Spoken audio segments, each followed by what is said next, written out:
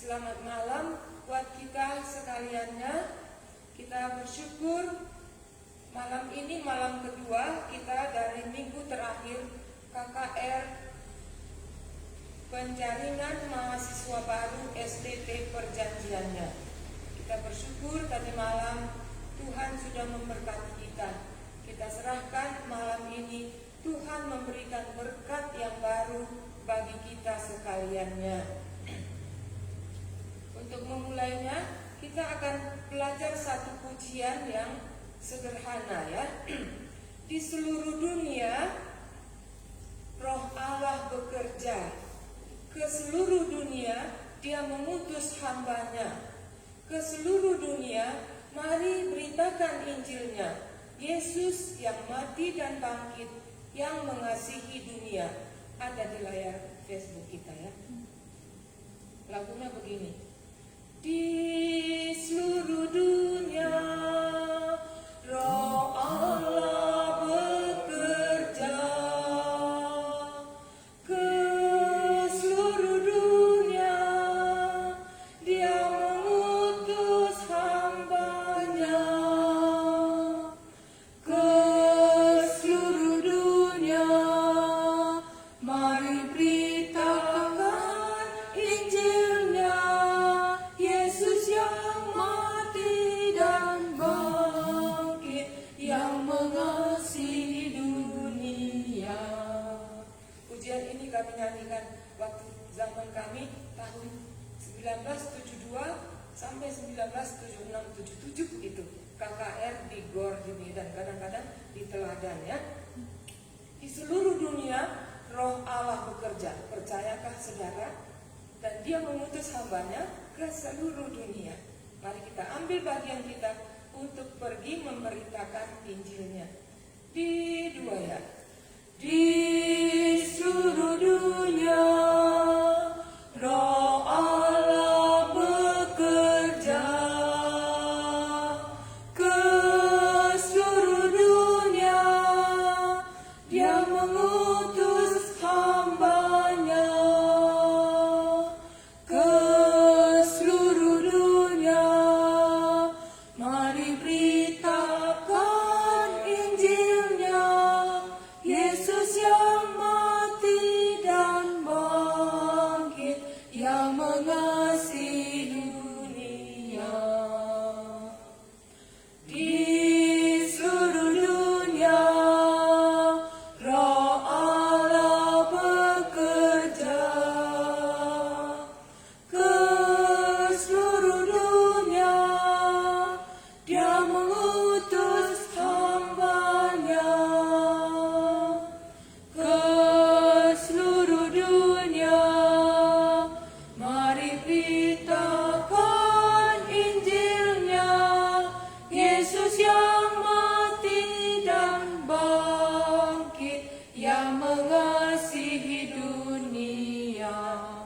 Ke seluruh dunia, mari beritakan Injil-Nya ya. Ke seluruh dunia, mari beritakan Injil-Nya. Yesus yang mati dan bangkit, yang mengasihi dunia. Nanti kita ulang lagi. Kita lanjutkan memuji Tuhan dari pujian kita nomor 159. Kau beroleh dunia, tapi hilang jiwa. Betapa besar kerugianmu. 159. Kau beroleh dua ya. Kau beroleh dunia, tapi hilang jiwa. Betapa besar kerugianmu. Bila kau tinggalkan Tuhan pengasihmu, betapa besar kerugianmu. Kau beroleh dunia, tapi hilang jiwa.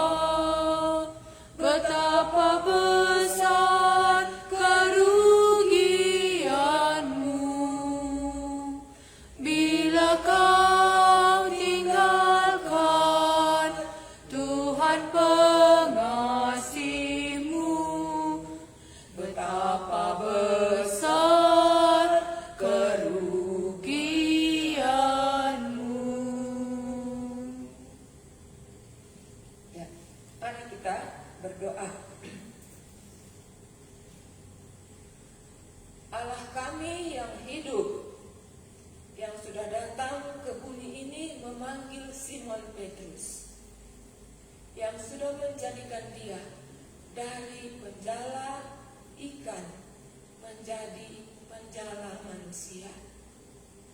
Kami bersyukur malam ini kami bisa terus melanjutkan KKR penjaringan mahasiswa STT perjanjiannya. Sekali lagi kami mengakui, jikalau Roh Allah bekerja di dalam hati kami masing-masing, maka akan ada yang tercapai untuk kerajaan Allah. Hidup kami dirubahkan.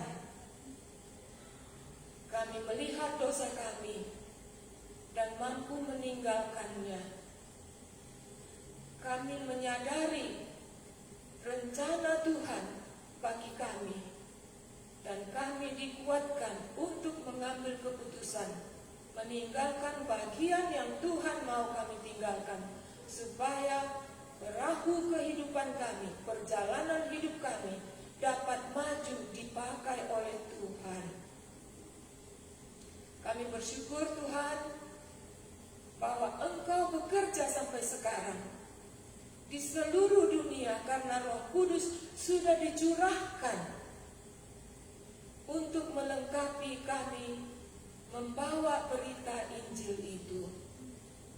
Karena itu kami berdoa, Allah kami yang empunya ladang itu, itulah dunia. Kami meminta malam-malam KKR ini, berilah terjadi.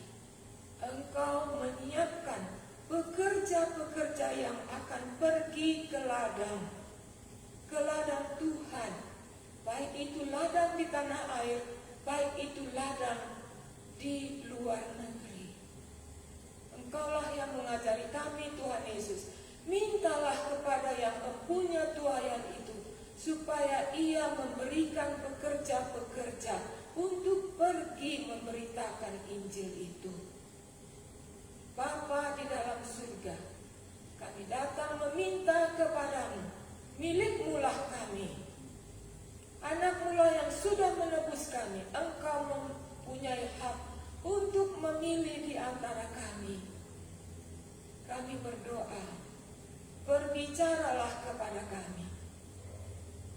Berilah kami mampu mendengarkannya, supaya kami boleh mentaatinya, sehingga rencana-Mu, pergilah, jadikan semua bangsa muridku. Jadi di tengah-tengah gereja-Mu, GKMI perjanjiannya, STT perjanjiannya ini. Inilah doa kami.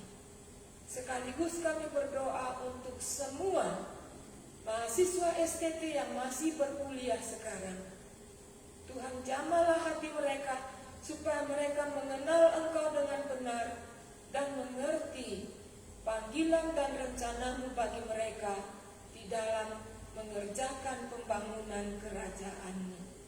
Kami berdoa untuk setiap alumni STT perjanjiannya. Tuhan Yesus, Engkaulah yang kami harapkan akan bekerja mengaturkan, sehingga masing-masing sesuai dengan porsi yang Tuhan rencanakan akan menempati tempatnya masing-masing dalam pembangunan kerajaan Tuhan, dalam pemberitaan Injil ke dunia ini. Inilah doa kami di malam hari ini, dan ini kehendak Tuhan. Karena itu kami minta ini di dalam nama Tuhan kami Yesus. Kami serahkan ibadah kami pada malam hari ini.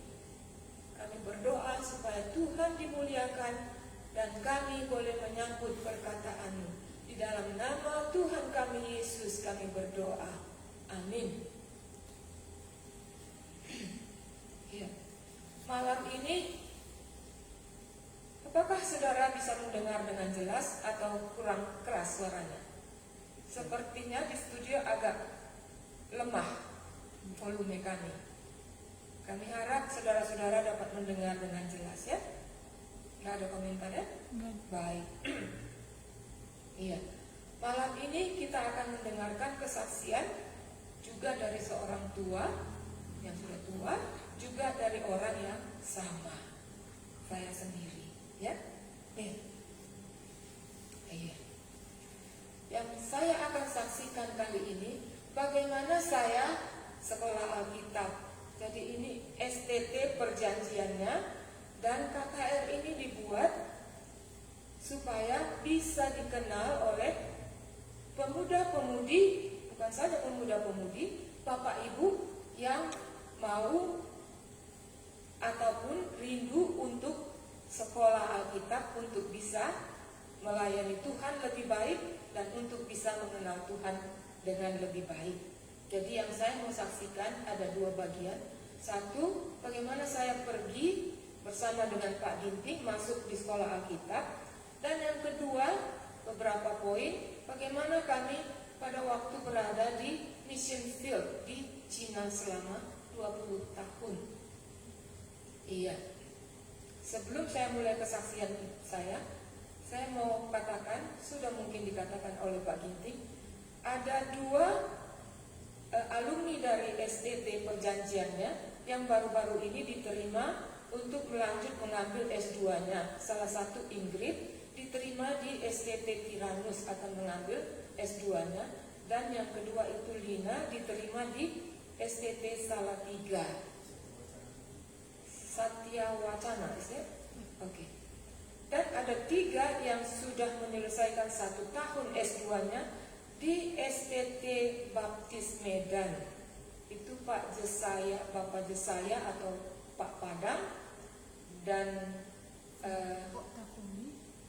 Poli dan juga Miranda.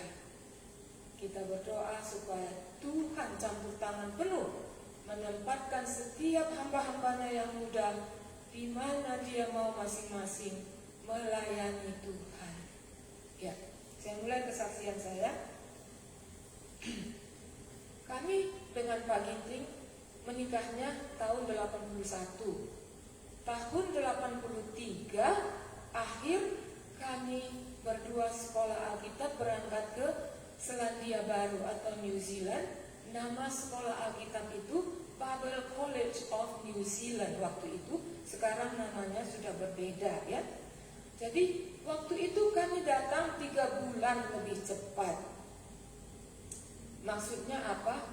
Karena perlu penyesuaian diri di sana, di negeri barat, ya.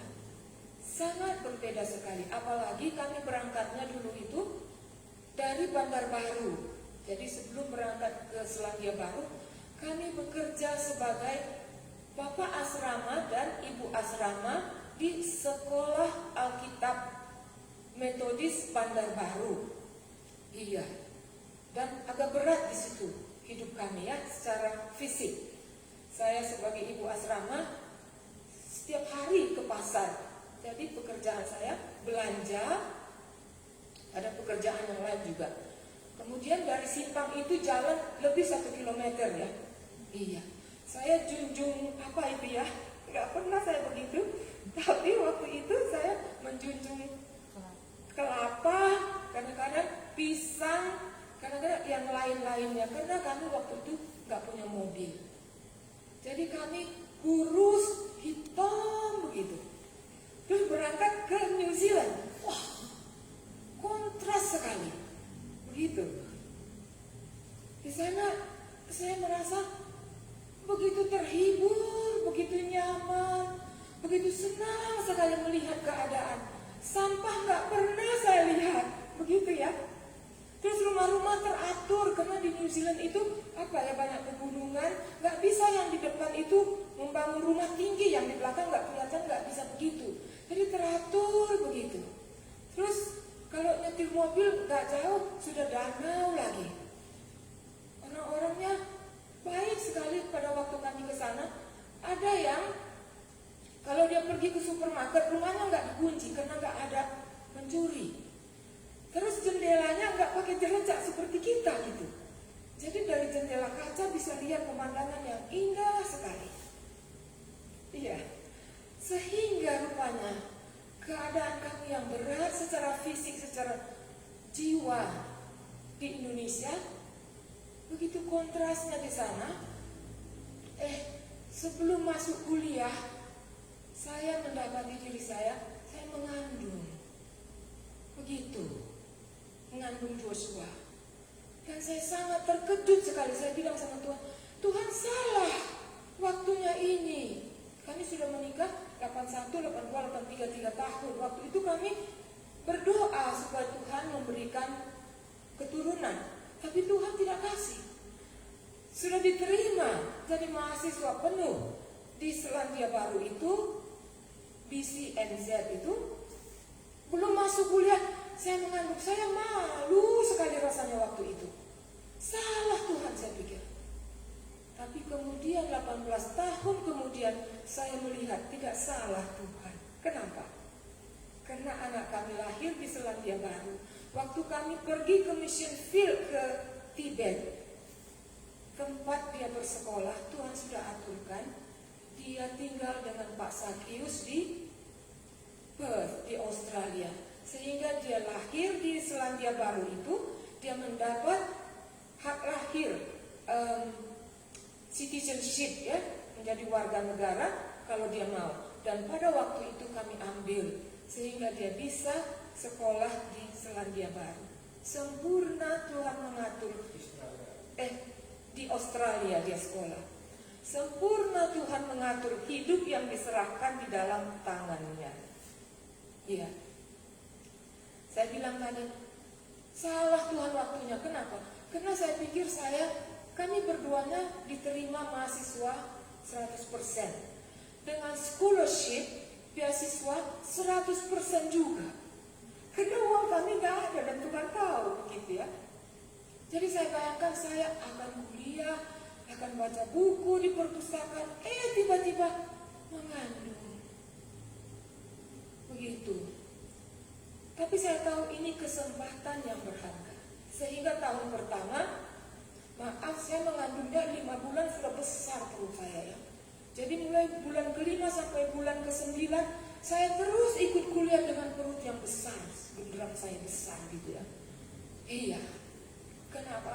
Karena saya tahu ini kesempatan yang berharga bagi saya. Saya terus kuliah sampai selesai. Bulan 10 saya melahirkan Joshua. 2 minggu sesudah saya melahirkan Joshua, saya ujian. Iya, saya tahu ini kesempatan. Saya tidak mau kehilangan kesempatan itu. Saya penuh tahun pertama. Tahun kedua Joshua sudah lahir, saya harus mengurangi, tidak bisa penuh lagi. Tapi saya terus kuliah sampai tahun ketiga. Jadi kami harus bagi-bagi. Pagi-pagi Pak Ginting dulu pergi ke kuliah, saya di rumah. Terus 5 menit sebelum kuliahnya Pak Ginting, jam pelajarannya Pak Ginting selesai, saya sudah dorong Joshua dengan pushchair-nya ke depan pintu begitu. Jadi Pak Ginting 5 menit sebelum belnya, dia sudah keluar serah terima anak. Jadi Pak Ginting dorong Joshua lagi ke rumah jaga anak dia, saya yang masuk kuliah. Begitulah bergantian. Dan saya bersyukur kali Pak Ginting encourage, kasih semangat sama saya supaya saya bisa menyelesaikan kuliah saya. Akhirnya 3 tahun 4 tahun. Itu tentang kuliah di sana. Dan selama kuliah itu, ini kesaksian saya tentang Pak Ginting. Di sana ada Radio Rema, sudah pernah disaksikan Pak Ginting. Jadi kami mendengarkan Radio Rema ini setiap hari. Sama saya biasa saja, tapi sama Pak Ginting itu ya, panggilan itu datang kepada Pak Ginting, tapi saya menerima juga dari dia. Waktu kami mendengarkan Radio Rema, rupanya dalam hatinya, satu hari kelak aku akan buat radio station di kampungku. Sekarang radio itu adakah? Iya, radio perjanjiannya 95,3 FM. Itu Tuhan yang mendirikannya. Yang lain lagi, Dia melihat buku-buku di perpustakaan. Saya melihat juga, tapi kesan berbeda. Dia melihat buku-buku, dia begitu senang kalau ada second hand book itu atau book free, hamba Tuhan yang sudah meninggal begitu ya, buku-bukunya dibagikan, dijajarin, dipamer, dan diundang mahasiswa dari Bible College, siapa yang mau silahkan ambil begitu. Apa yang ada dalam hati Pak Ginting? Satu hari kelak aku akan bawa buku-buku ini ke kampungku dan aku akan buat sekolah Alkitab di kampungku. Adakah itu terjadi? Apa namanya? STT perjanjiannya. Dari segala yang baik yang dijanjikan Tuhan kepada kaum Israel, kepada orang Israel, tidak ada yang tidak dipenuhi, semuanya terpenuhi. Dari segala yang baik yang dijanjikan Tuhan kepada Israel, tidak ada yang tidak dipenuhi, semuanya terpenuhi. Ya, selanjutnya STT ya. Sampai di situ, kemudian satu poin lagi tentang sekolah Alkitab. Dosen kami banyak yang sudah lebih dari 20 tahun di ladang misi. Ada beberapa yang di India, ada juga yang di Cina. Dengan demikian kami disiapkan untuk menjadi misionari, untuk pergi memberitakan Injil ke ladang misi, di mana kami sangat senang sekali, begitu tepat sekali memilih sekolah Alkitab yang tepat untuk mempersiapkan, memperlengkapi untuk pekerjaan yang khusus yang Tuhan siapkan untuk kami lakukan. Ini bagian yang pertama, yaitu sekolah Alkitab di Bible College of New Zealand. Yang kedua, saya nggak ceritakan di Tanah Karo karena saudara lebih tahu mungkin. Iya. Jadi sesudah pulang dari Selandia Baru tahun 89 kami ke Tanah Karo. Sampai 96 kami shift pindah ke Medan selama 2 tahun. 98 bulan 8 kami berangkat ke Cina. Iya, ke Tibet. Jadi sesudah berangkat kami bertiga, Pak Ginting, saya dan Joshua. Ketiga-tiganya waktu itu jadi student gitu ya. Di sana istilahnya bahasa Chinese-nya ya. Papa, mama, 孩子都是学生. Bisa saudara bilang? Papa, mama, 孩子都是学生.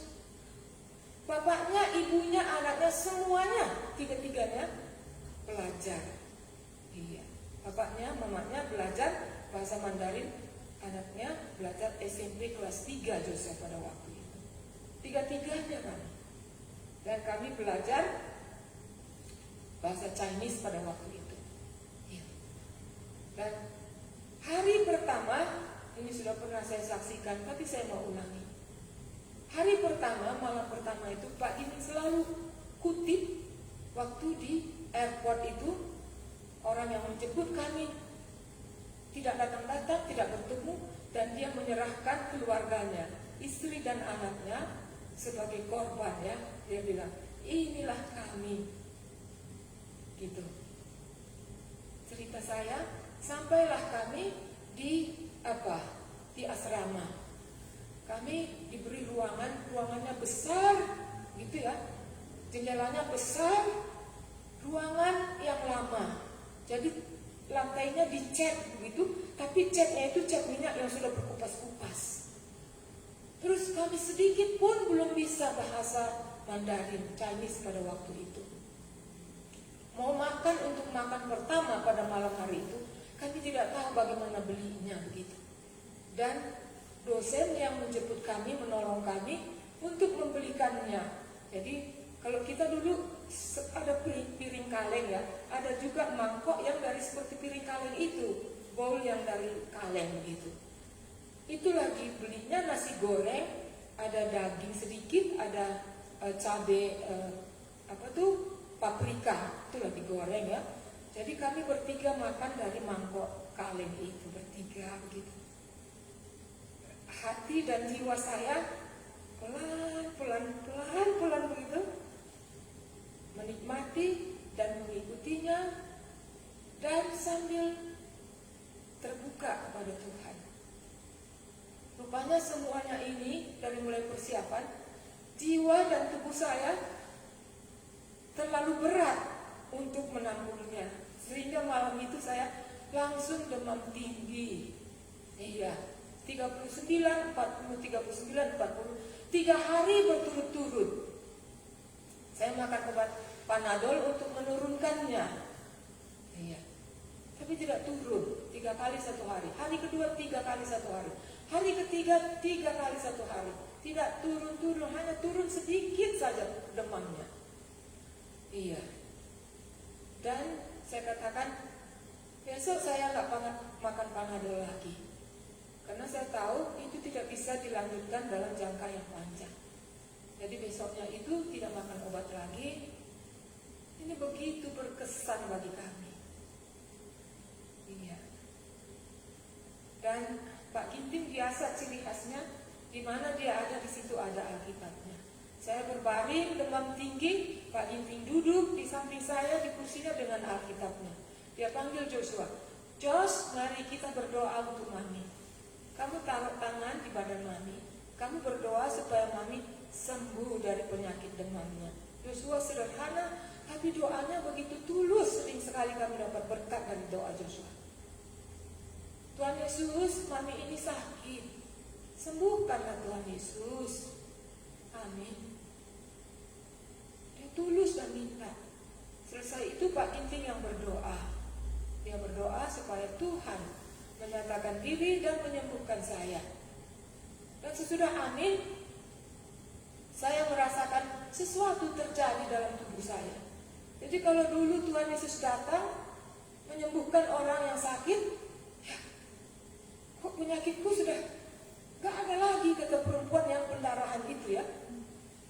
Seperti itu kira-kira terjadi dalam tubuh saya. Semua rasa demam tinggi, nyeri itu seperti tertarik ke satu pusat di belakang, di punggung saya, di pinggang saya. Dan waktu itu saya bilang, "Aku rasa aku disembuhkan Tuhan Yesus." Aku bilang begitu. Dan aku terus berbaring dan tidur. Kira-kira 15 menit sesudah itu, seluruh demam saya, sakit nyeri saya dicabut penuh. Itu tidak bisa ditafsirkan dengan yang lain. Tuhan yang memanggil hambanya, Tuhan yang mengutus hambanya, menyatakan dirinya di negeri yang baru itu. Sebagaimana aku menyertai kamu di tanah Karo, bisa berdiri satu kumpulan orang yang lahir baru beribadah kepada Tuhan, demikianlah aku menyertai kalian, kamu, keluarga yang kecil Pak Ginting, di negeri yang asing ini untuk tugas yang kutetapkan bagimu itu. Itulah Pak Ginting menangkap begitu, hati saya menangkap begitu. Inilah satu bagian yang kami alami.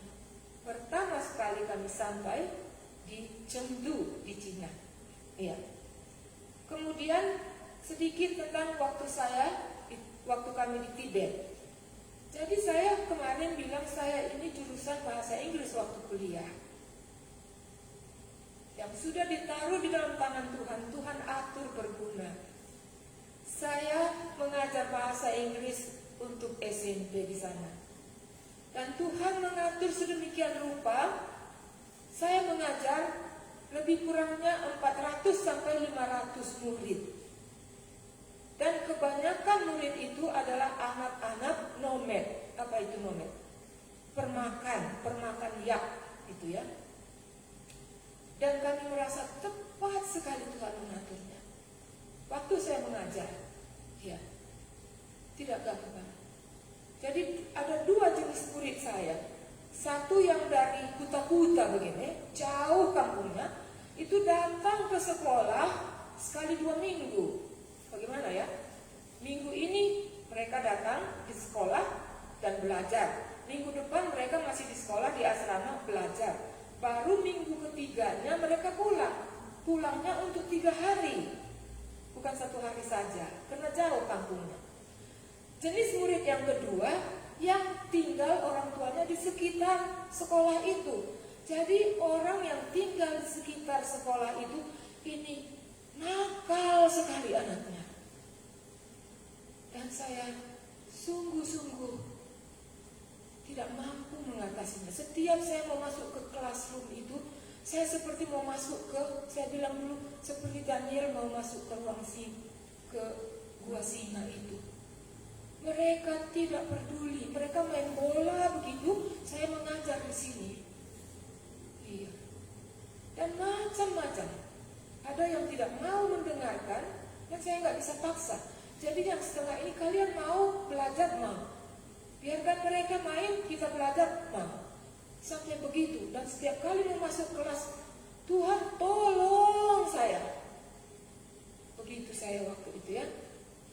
Sampai satu kali saya melakukan kesalahan. Kami sudah ditetapkan dan saya juga sudah menetapkan tidak akan memukul murid.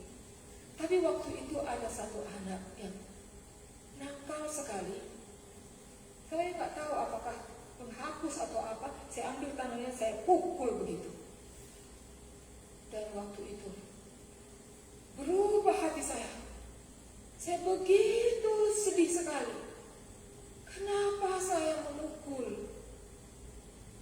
Saya diutus untuk menyatakan kasih Tuhan. Dan saya memukul anak yang Tuhan kasihkan untuk saya kasihi. Saya minta ampun kepada Tuhan. Saya tahu saya sudah diampuni. Tapi lama saya masih mengingat sampai 2 minggu saya kira. Saya masih betapa buruknya engkau, Rosna. Jemaat mendoakanmu, jemaat memberikan persembahannya supaya kamu bisa ke Tibet, supaya kamu menyampaikan kasih Allah kepada orang-orang Tibet ini, dan kamu memukul anak ini. Saya sangat sedih sekali. Dan itu kesalahan saya dan tidak akan terulang lagi. Iya, itu satu hal yang pernah saya alami. Hal yang baik. Kami sebagai guru luar negeri ada textbooknya. Di dalam textbook itu ada bagian pelajaran, bahan pelajaran. Ini sudah pernah saya sampaikan ya. Setiap Paskah kami bisa menceritakan tentang kematian Tuhan Yesus. Isn't that nice? Ya. Bagus ya, kesempatan diberikan.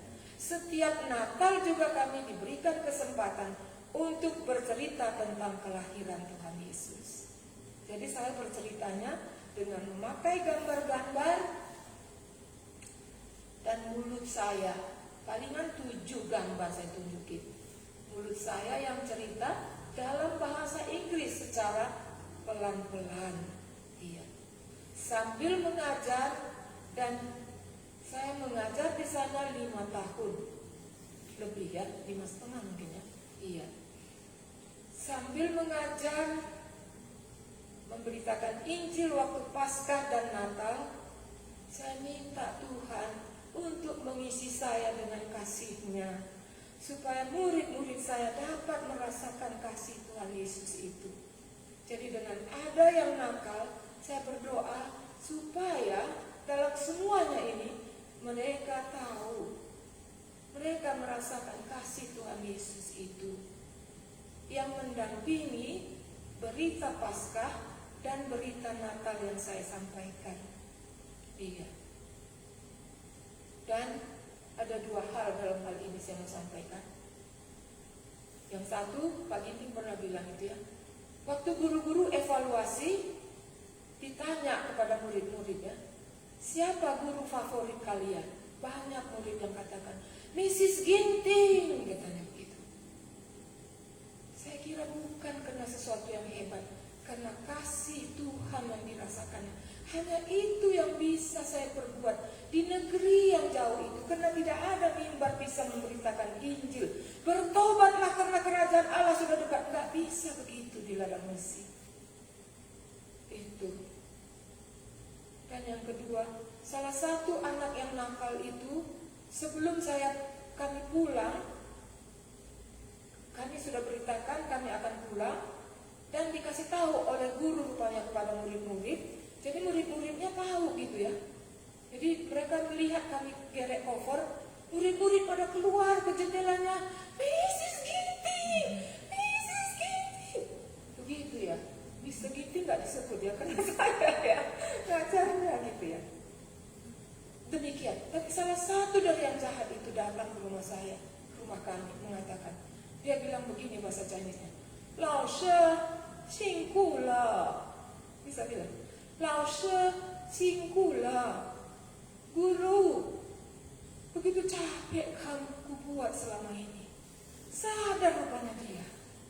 Iya, itulah dia. Dan ada lagi yang penting. Selama saya mengajar itu, Pak Ginting di rumah. Disitulah dia mengerjakan terjemahan Alkitab bahasa Tibet itu. Dari pagi dia kerja sampai siang, nanti sore dia pergi ke kota Lhasa. Di situ dia pergi ke kedai kopi mereka.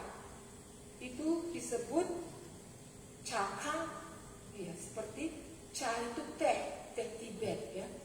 Disitulah dia bergaul dengan orang-orang Tibet itu. Sampai kemudian kami kembali ke Chengdu, kami boleh menyelesaikan terjemahan itu. Iya. Jadi kalau saya mengajar, sudah terlalu letih saya untuk mengerjakan pekerjaan di rumah.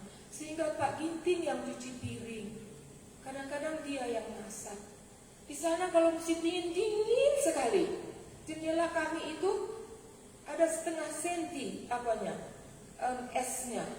Jadi Pak Ginting sudah pun pakai sarung tangan, masih dingin juga. Sudah pun pakai air hangat, masih dingin juga.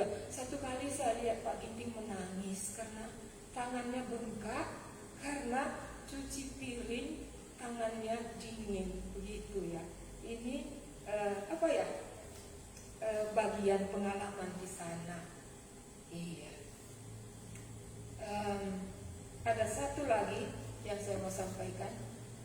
Waktu kami mulai memberitakan Injil dari mulai yang sederhana sekali, satu kali saya memberitakan Injil dengan memakai alat peraga dari suara sekolah minggu itu.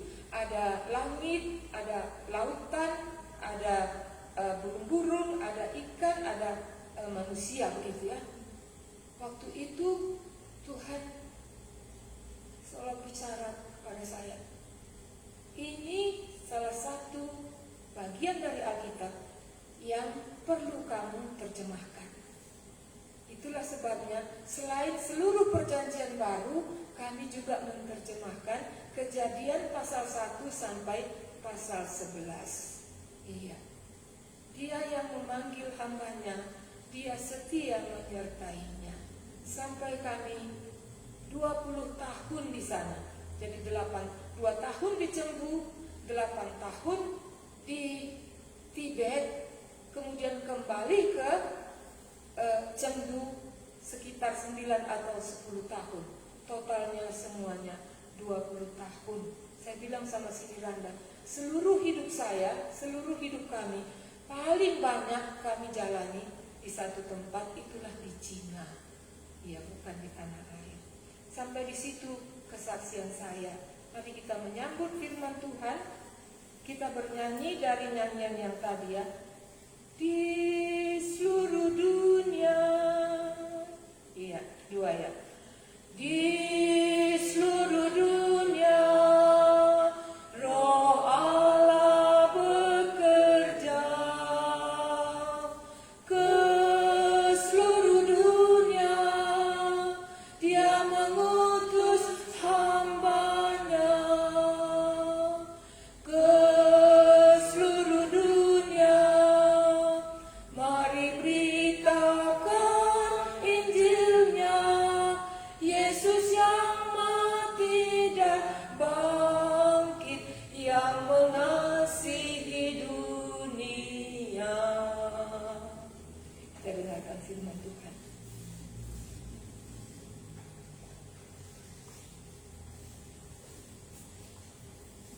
kita berdoa.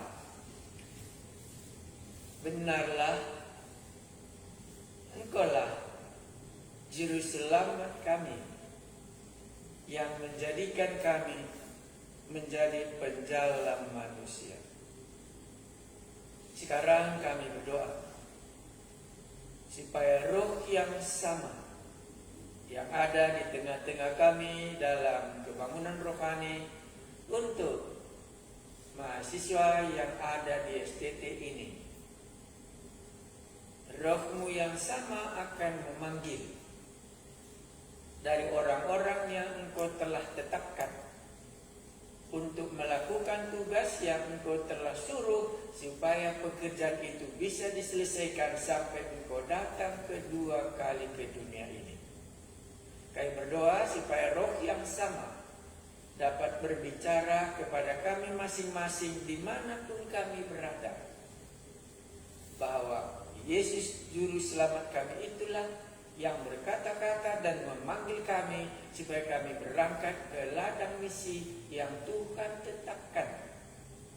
Dan sekarang kami berdoa buat saudara-saudara kami yang kami tinggalkan di negeri yang jauh, itulah di Tibet, yang sudah mendengar nama-Mu, supaya roh-Mu yang kudus yang Tuhan Yesus janjikan akan mengingatkan semua yang sudah disampaikan oleh Yesus, supaya mereka kembali dapat menjadi orang percaya, dan nanti ada di surga kami bersama-sama menyembah anak domba Allah yang telah disembelih, yang telah mengampuni dosa kami. Pada hari Yesus anak domba itu duduk di atas tahta kemuliaan di sebelah kanan Allah Bapa.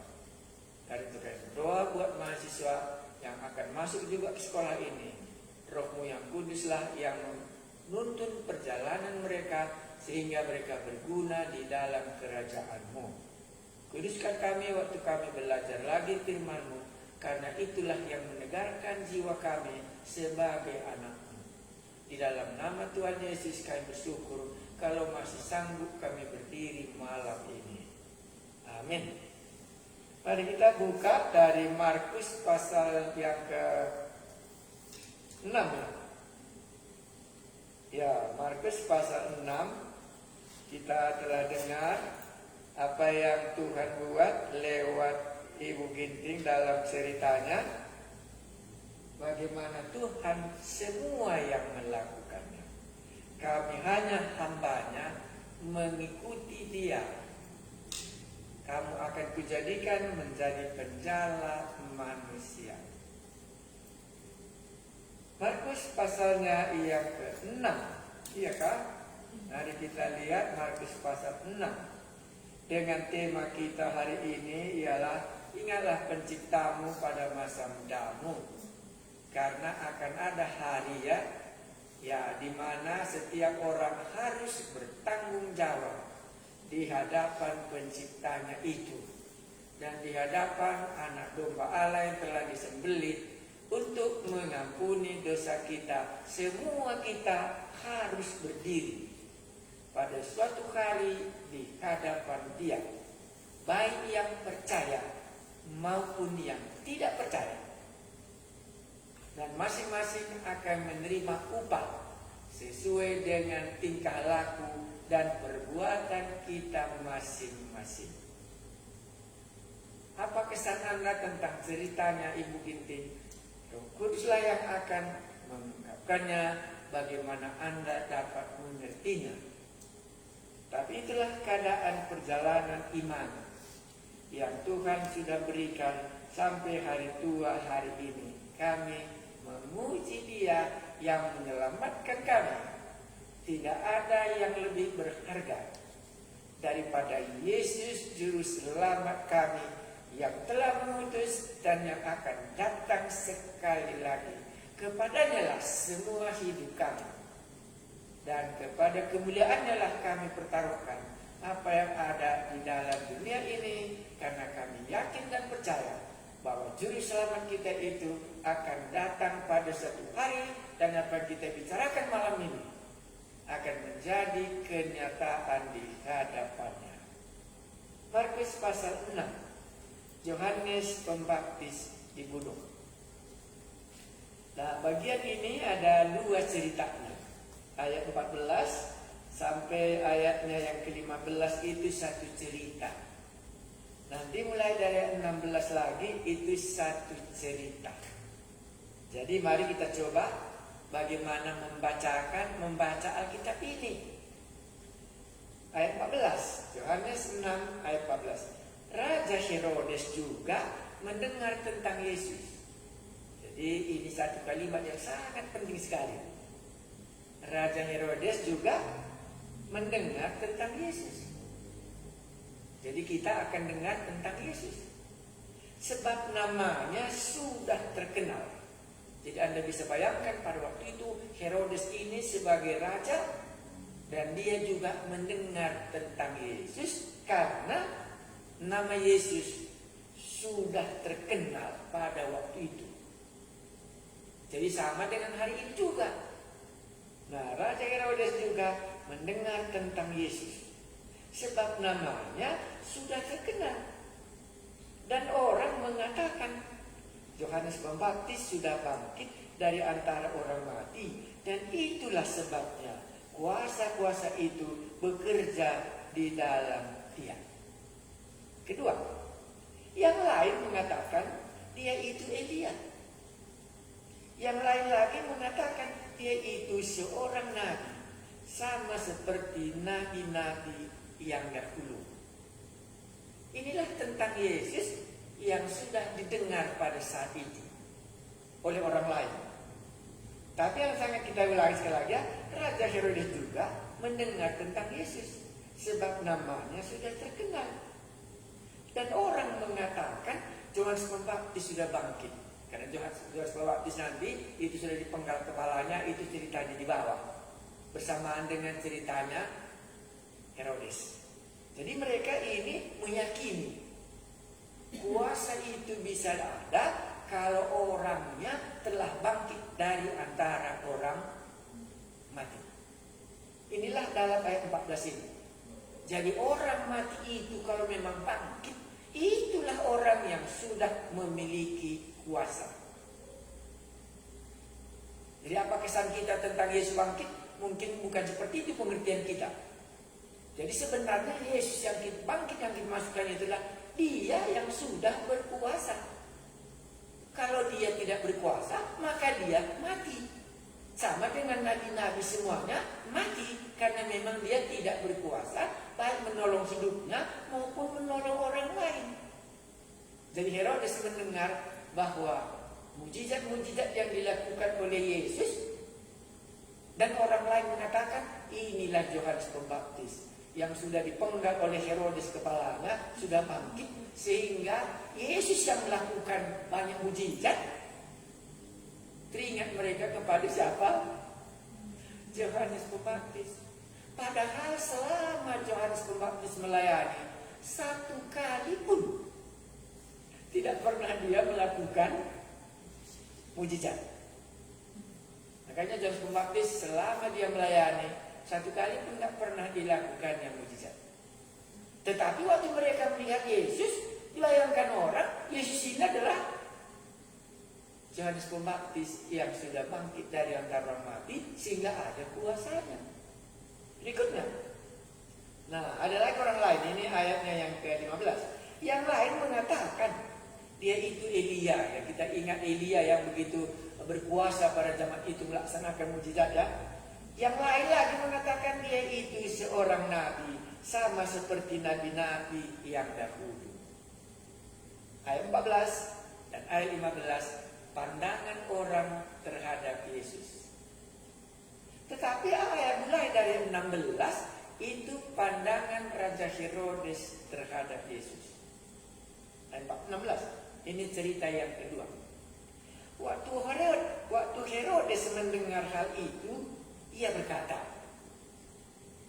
bukan, maksudnya ini bukan Elia, ya, bukan juga nabi, ya, dia bukan. Dia itu Yohanes yang sudah kupenggal kepalanya dan yang bangkit lagi. Apa hubungannya? Yesus melakukan mujizat, tapi Raja Herodes memikirkan apa? Iya, Yohanes Pembaptis yang telah kupenggal kepalanya itulah yang sudah bangkit. Iya, makanya aku teringat dalam satu ayat Alkitab, itulah bilangan. Di dalam bilangan 32. Saya baca ayat 23. Iya kan? Iya. Tetapi jika kamu tidak berbuat demikian, sesungguhnya kamu berdosa kepada Tuhan. Dan kamu akan mengalami bahwa dosamu itu akan menimpa kamu. Herodes, dosanya telah menimpa dia. Iya. Your sin will find you out. Dosamu itu akan menemukan kamu kembali, mengejarmu. Kalau bahasa Indonesia, dosamu itu akan menimpa kamu. Jadi Herodes melihat perbuatan Yesus dalam mujizatnya semua, dia bukan Yesusnya yang dilihatnya, tapi Yohanes Pembaptisnya yang sudah dia penggal kepalanya, itulah yang sudah bangkit, menghantui. Makanya dalam cerita ayat 16 ini, Raja Herodes dihantui oleh bayangan apa yang dia telah lakukan kepada Yohanes Pembaptis. Ya, ini kita berhenti sebentar. Berarti semua yang melakukan dosa, semua kita yang berdosa, semua dosa kita yang belum diampuni, akan senantiasa akan memikirkan kembali bahwa ini karma akan menimpa hidupku kembali. Makanya Herodes di sini lain dengan orang lain ceritanya tentang Yesus. Herodes cerita Yesus dalam hidupnya, hubungannya dengan pengalamannya dalam membunuh Yohanes Pembaptis. Dibayangkannya apa yang dia bunuh itu sekarang sudah bangkit kembali untuk memberikan pembalasan. Dalam cakap Corona, awis nundai, ia yang ayat nak kembala, dikejarnya. Iya, inilah bayangan Herodes dalam cerita ini ke bawah diceritakan. Iya, jadi di sini Herodes menceritakan siapa Yesus dalam pengalamannya dengan Yohanes Pembaptis yang sudah dipenggalnya kepalanya dan dibayangkannya sekarang.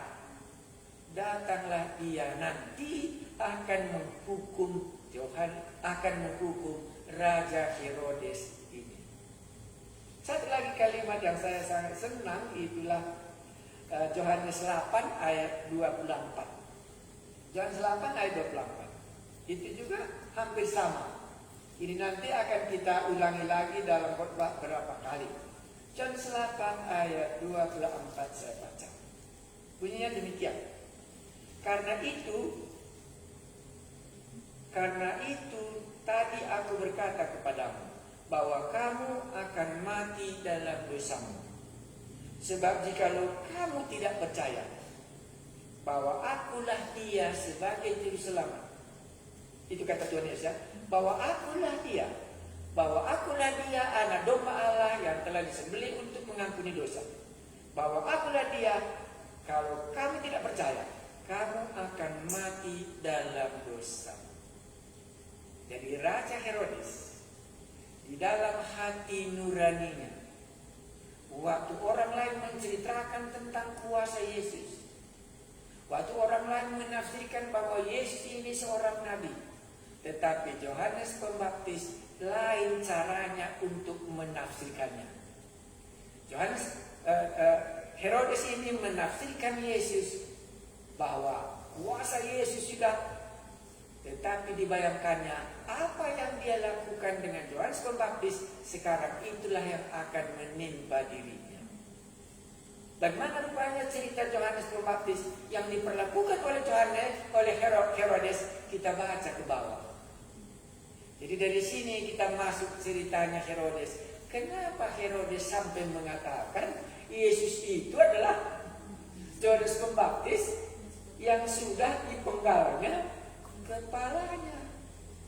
Karena itu yang memenuhi pikirannya, karena dosanya tadi yang sudah menimpa dirinya. Makanya Yesus pun datang melaksanakan mujizat. Dikiranya apa? Dikiranya siapa? Yohanes Pembaptis yang dibunuhnya tadi. Herodes nggak bisa lagi membedakan mana Yesus dan mana Yohanes Pembaptis. Ngusria karena kinana, karena dosamu akan menimpa kamu. Bukan Yohanes Pembaptis yang datang, Yesus yang datang, tapi langsung dibayangkannya ini pasti Yohanes Pembaptis yang sudah kepenggal kepalanya itu. Itulah yang sudah bangkit dari antara orang mati, sehingga besar sekali kuasa. Kita berdoa supaya hati nurani Anda yang sekarang sedang seperti hati nurani Raja Herodes, apa yang Anda lakukan, dan itulah yang menghantui hidupnya. Tuhan Yesus yang datang untuk mengabarkan Injil, Tuhan Yesus yang menyembuhkan orang sakit, tapi Yohanes Pembaptis dibayangkan, tetapi Herodes apa? Iya, sudah hebat ini. Pasti ini Yohanes Pembaptis yang sudah kupenggal kepalanya. Dulu pun ku bilang jangan main-main sama dia. Nah, tetapi karena terpaksa dalam ulang tahun, makanya happy birthday menjadi tragedi. Dan itulah memenuhi hatinya Herodes. Inilah gambaran semua kita. Yesus yang datang dengan kuasanya yang turun dari surga, tetapi dibayangkannya Yohanes Pembaptis yang bangkit. Saya tidak tahu. Tetapi kalau ada di antara kita sudah dikejar oleh bayangan itu, janganlah Anda mati di dalam dosa Anda sendiri. Karena Yesus yang telah ditetapkan Allah sebagai anak domba Allah, yang masih bisa memberikan jalan pengampunan. Kita lanjutkan. Ini ceritanya Raja Herodes itu. Kenapa bisa sampai dibayangkannya Yohanes Pembaptis yang bangkit, padahal Yesus yang melaksanakan mujizat. Yesus yang memperkenalkan diri sebagai utusan Allah, tapi bagi Herodes itulah Yohanes tak bisa lagi dibedakannya. Karena dosa yang sudah dewasa tadi menghantui hidupnya kemanapun dia pergi. Ayat 17, saya baca 16 kemarin. Waktu Herodes mendengar hal itu, hal tentang Yesus melaksanakan mujizat, ia berkata, bukan, dia itu Yohanes yang sudah kupenggal kepalanya dan yang bangkit lagi.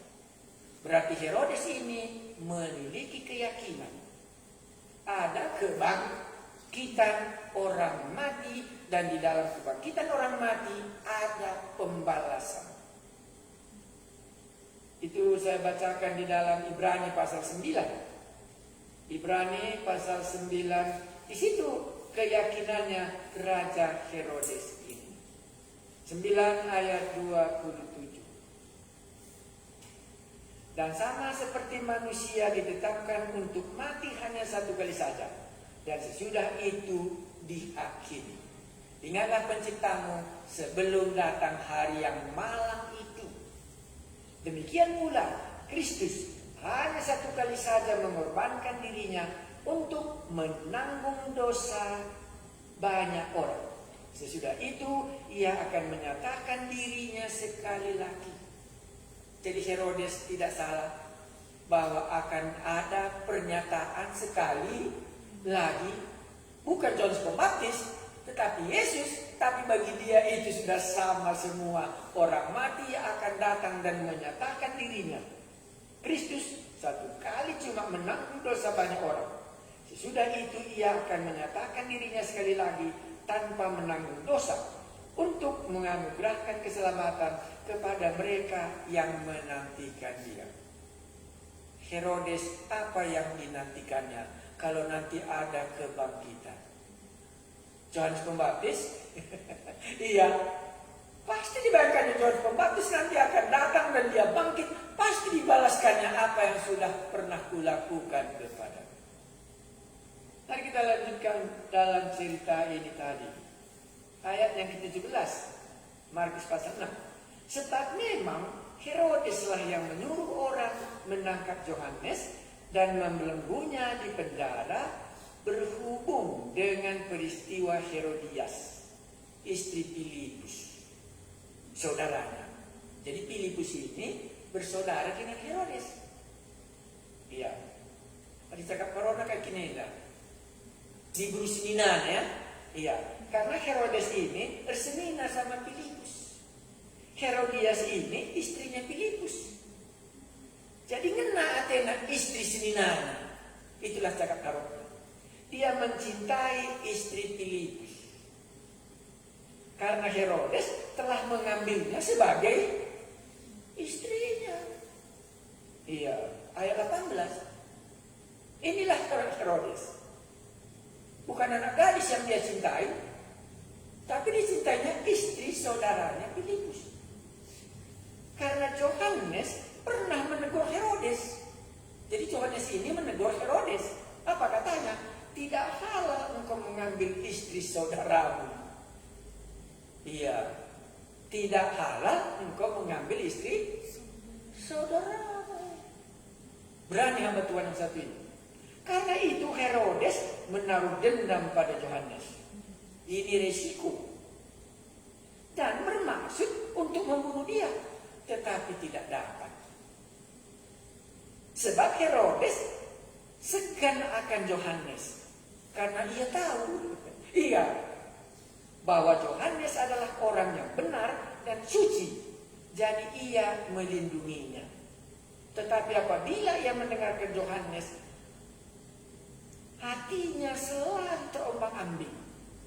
Namun ia merasa senang juga mendengarkan dia. Hebat ya. Mana tahu ada di antara kita ini senang kita mendengarkan firman Tuhan. Tetapi bimbang juga kita dalam dosa ini. Makanya di sini tadi dikatakannya itu. Karena Herodes itu, ayat 19. Karena Herodias itu menaruh dendam kepada Yohanes dan bermaksud untuk membunuh dia, tetapi tidak dapat sebab Herodes melindunginya.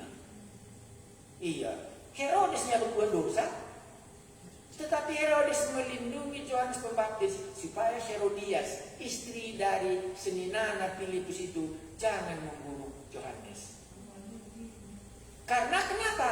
Karena Herodes ini sangat senang mendengarkan firman Tuhan, tapi ada juga kebimbangannya.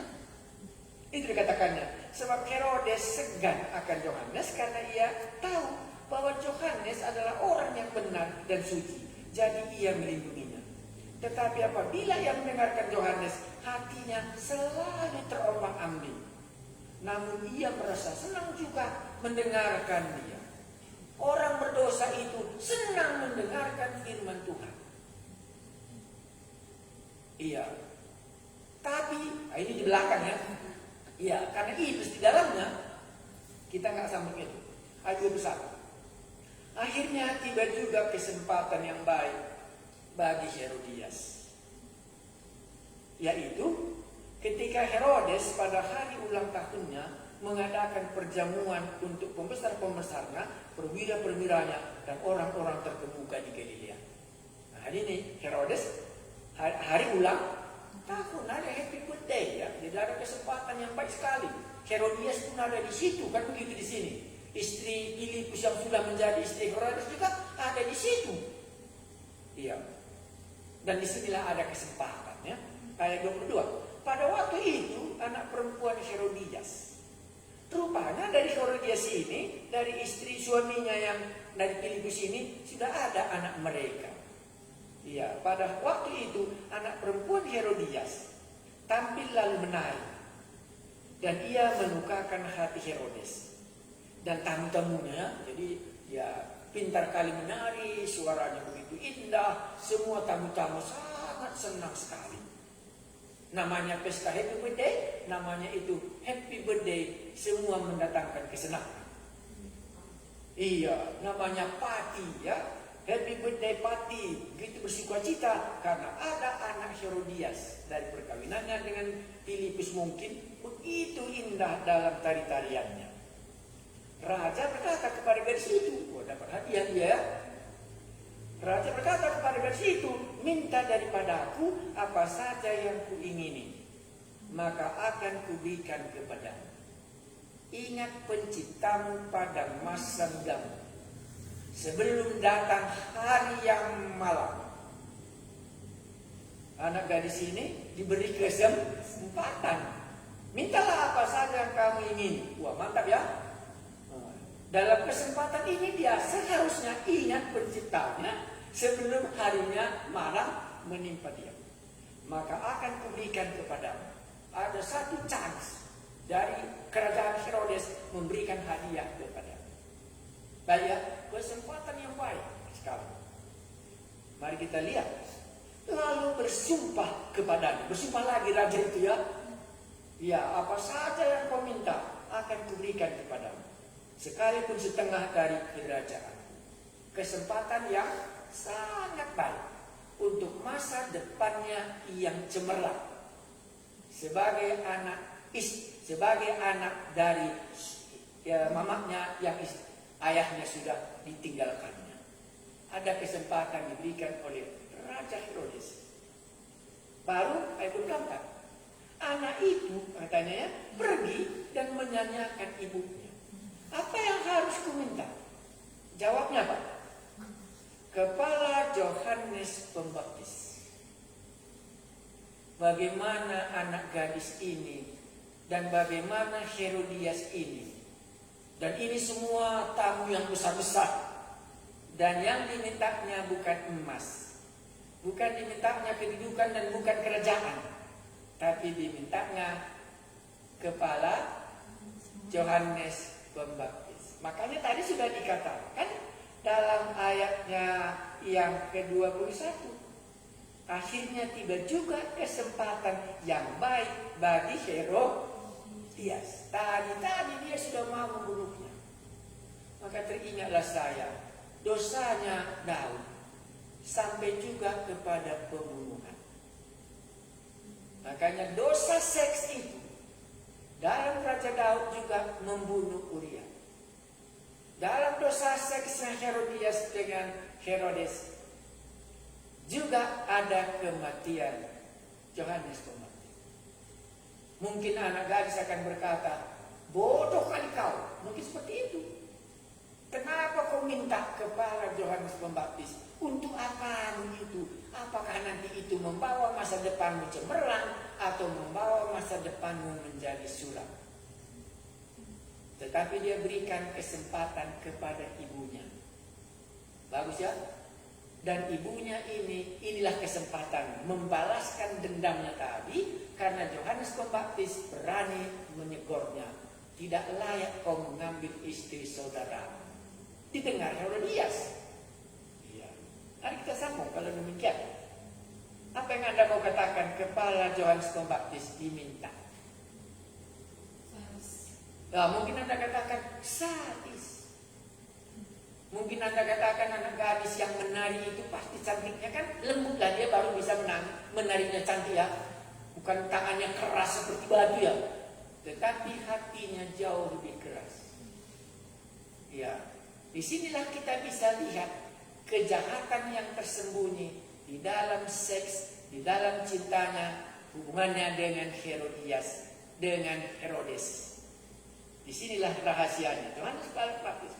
Maka cepat-cepat dia pergi kepada raja dan meminta, aku mau supaya sekarang juga engkau berikan kepadaku kepala Yohanes Pembaptis di sebuah talam. Pesta happy birthday, hadiahnya kepala manusia. Kalau kita katakan zaman sekarang ini jahat, manakah lebih jahat dalam zamannya Raja Herodes? Kejahatan begitu tinggi, maka Anda akan katakan kejahatan Herodias dan kejahatan anak gadisnya itu jauh lebih. Maka dalam hal inilah kita sebagai tahu pengampunan dosa, tahu berita dia akan mati dalam dosanya itu kalau dia tidak bersedia bertobat dan meninggalkan dosanya itu dan datang kepada Yesus. Inilah yang membuat Herodes tadi dilihatnya Yesus laksanakan mujizat, dibayangkannya sudah Yohanes Pembaptis yang dibawa kepalanya di tengah-tengah pesta ulang tahunnya ini.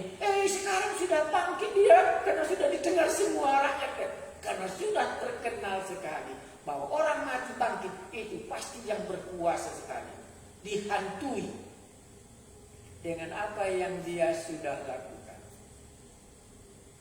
Mungkinkah kita katakan, inilah pengalamanku seperti Herodes ini. Apa saja pun kulihat seperti musuhku sudah datang untuk mencelakakan hidupku. Ini ceritanya. Ayat 26. Lalu sangat sedihlah hati raja. Ya sudah begini ya. Bisa kita katakan hati sedih. Tapi adakah jalan keluarnya dengan hati yang sedih? Lalu sangat sedihlah hati raja. Tetapi karena sumpahnya dan karena tamu-tamunya, ia tidak mau menolak. Happy birthday.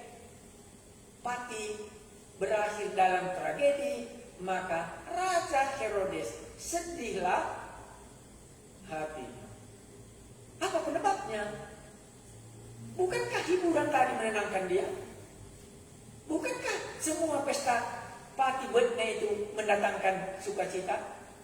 Tetapi akhirnya, mungkin Anda langsung sadari, berbahaya kali rupanya pati happy birthday. Sebelum dia pati happy birthday dia masih gadis. Tetapi sesudah selesai pati, dia bukan lagi anak gadis.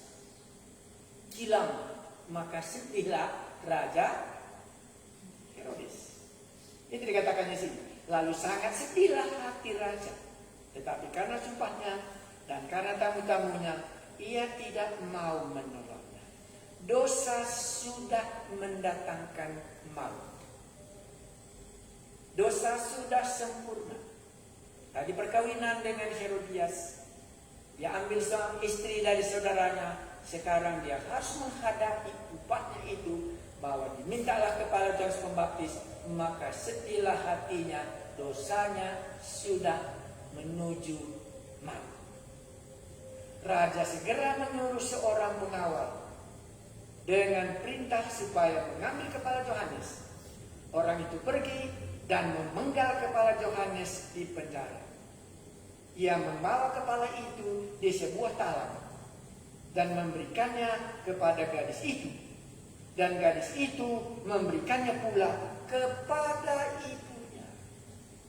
COVID-19 mulai menjangkit untuk memusnahkan Herodias, untuk memusnahkan Herodes, untuk memusnahkan anak gadis yang diberikan Allah karunia talenta untuk menyanyi dan yang sangat disenangi di dalam kekaisaran Herodes pada saat itu.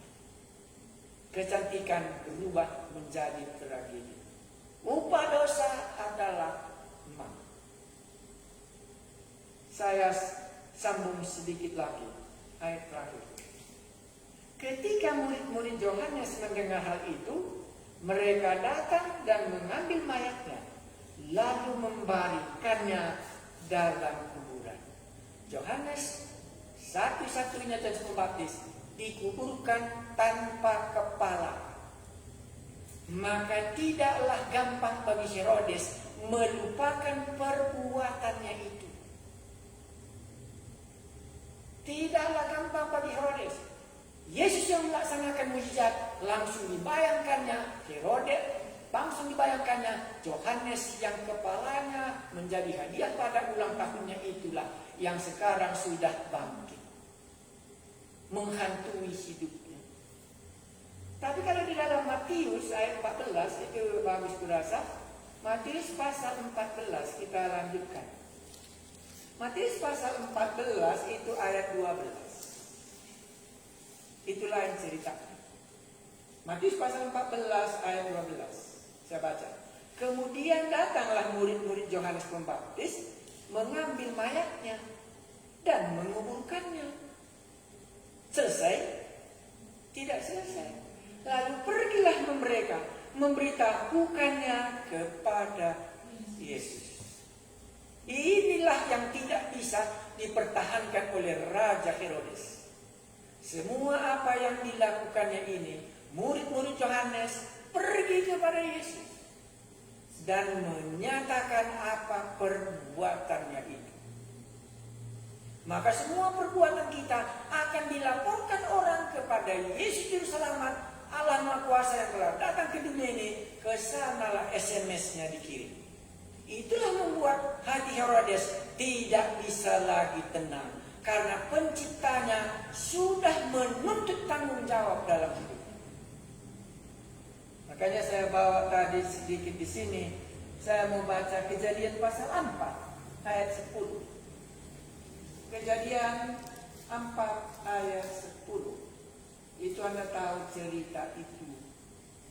Itulah ceritanya si Kain dan si Habil. Pasal 4 ayat 10. Apa dikatakan Tuhan? Firman-Nya, apakah yang telah kau perbuat ini? Darah adikmu itu berteriak kepadaku dari tanah.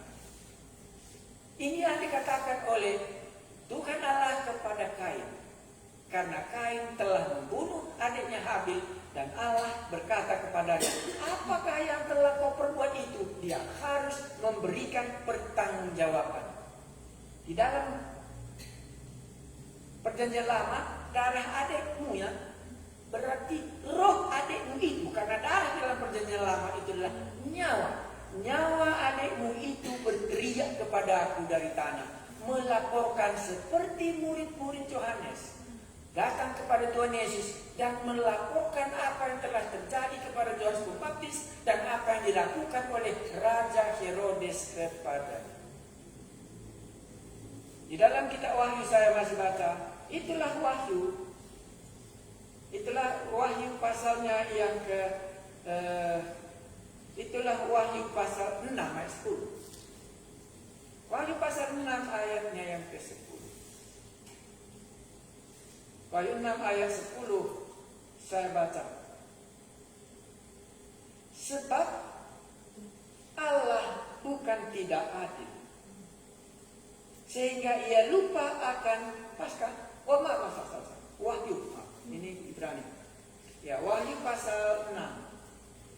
Ayatnya yang ke-10.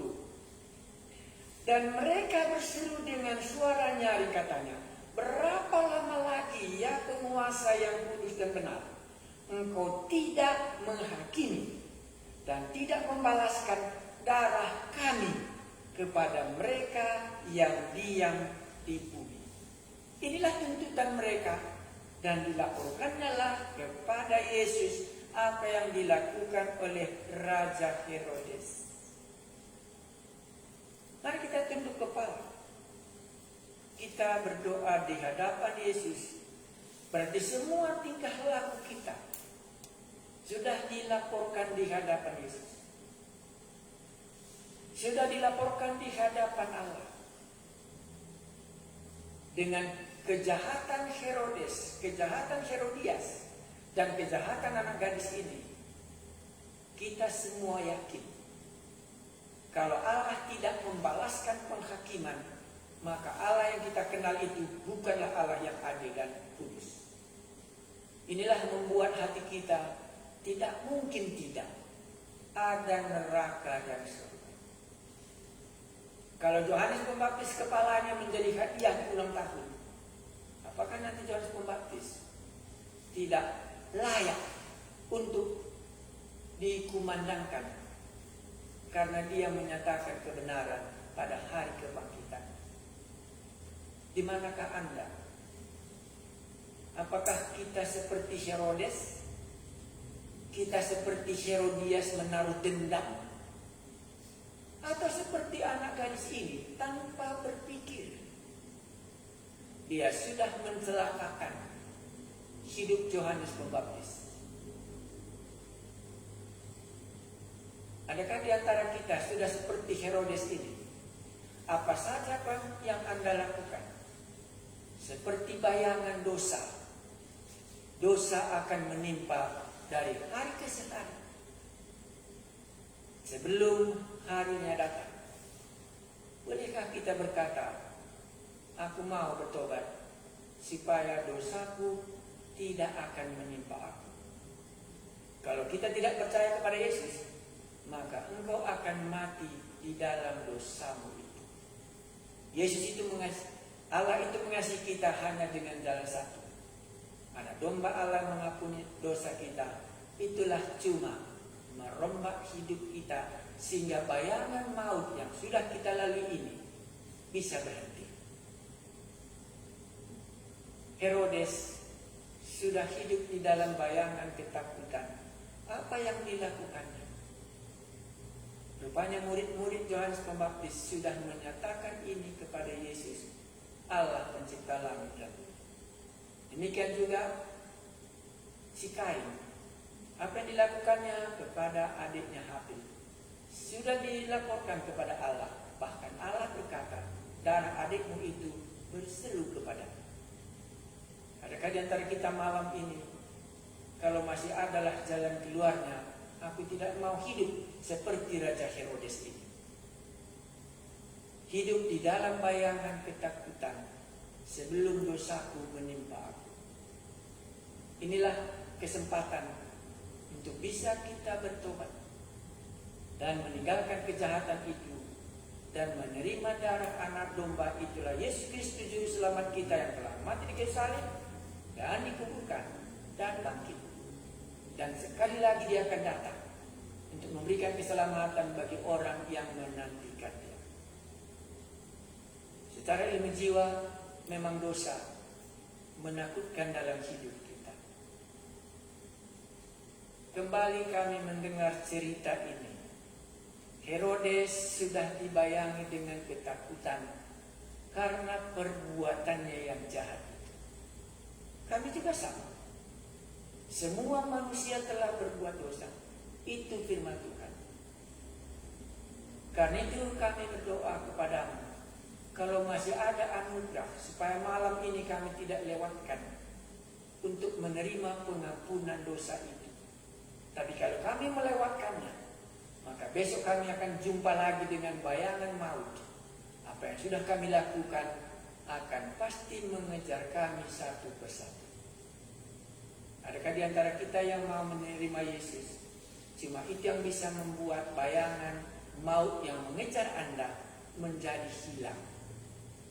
Karena Yesus satu kali telah menyerahkan nyawanya untuk tebusan dosa kita. Kalau ada di antara kita, Anda boleh berdoa seperti yang saya ucapkan. Tuhan, aku hidup di dalam bayangan upah dosaku itu. Siang malam aku teringat bahwa malapetaka akan menimpa hidup. Tapi malam ini ku dengar bahwa sekali manusia harus mati dan diyakini, demikian juga Kristus sekali di kayu salib untuk menebus dosaku. Aku mau menerima Engkau menjadi Tuhan dan Juru Selamatku, sehingga bayangan maut yang datang bisa hilang dalam hidupku. Amin. Bapa kami di surga, kami mengucap syukur buat firman-Mu yang bisa kami dengar bersama-sama malam ini. Kami berdoa supaya keyakinan kami yang teguh bahwa satu kali manusia akan mati dan sesudah itu harus diyakini. Tetapi kami memiliki keyakinan di dalam Kristuslah penghakiman itu telah terlaksana. Sehingga setiap orang yang telah bertobat dan percaya kepadamu, itulah kasih Allah yang telah kami terima. Kami berdoa supaya Roh Kudus memulai kebangunan rohani ini akan melanjutkannya sampai kami terlepas daripada dosa maut itu. Lindungi kami pada malam hari ini, dan kalau ada hati yang bimbang seperti Herodes, Tuhan Yesus ambillah itu, gantikanlah dengan hati yang memberikan damai daripada-Mu. Terima kasih Tuhan kami Yesus, kepada-Mu lah pujian kami. Amin. Baik, selamat malam, sampai ketemu kita besok malam lagi jam 8.